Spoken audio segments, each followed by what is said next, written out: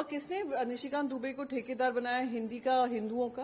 किसने उनको ठेकेदार बनाया है कि वो बात करें इंडस्ट्रियलिस्ट के बिहाफ पे? किसने उनको ठेकेदार बनाया है कि लगातार भारतीय जनता पार्टी के एमएलए हों? आशीष शेलार जी जो मुंबई के मुखिया भी हैं, उन्होंने कहा, उन्होंने मराठी हिंदुओं की तुलना आतंकवादियों से की। अब निशिकांत दुबे जो बोल रहे हैं, कह रहे हैं कि हमारे देश पे पल रहे हैं। मैं पूछना चाहती हूँ मुख्यमंत्री से, जो महाराष्ट्र का हित रखने की बात आती है, जब महाराष्ट्र की बात रखने को आती है तो ये चुप क्यों पड़ जाते हैं?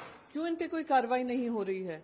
और किसने निशिकांत दुबे को ठेकेदार बनाया है हिंदी का, हिंदुओं का? किसने उनको ठेकेदार बनाया है कि वो बात करें इंडस्ट्रियलिस्ट के बिहाफ पे?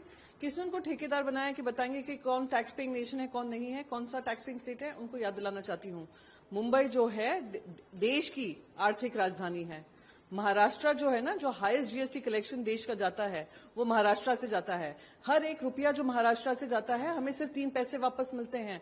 बाकी जो पैसे हैं देश की प्रगति के लिए, उन्नति के लिए महाराष्ट्रवासी काम करते हैं।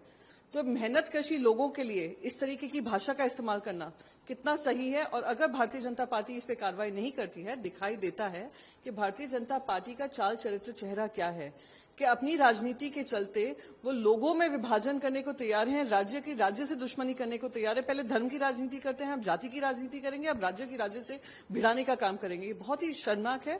उनको अपनी माफी मांगनी चाहिए, महाराष्ट्र की जनता से मांगनी चाहिए, और देवेंद्र फडणवीस जी को अपनी चुप्पी तोड़नी चाहिए।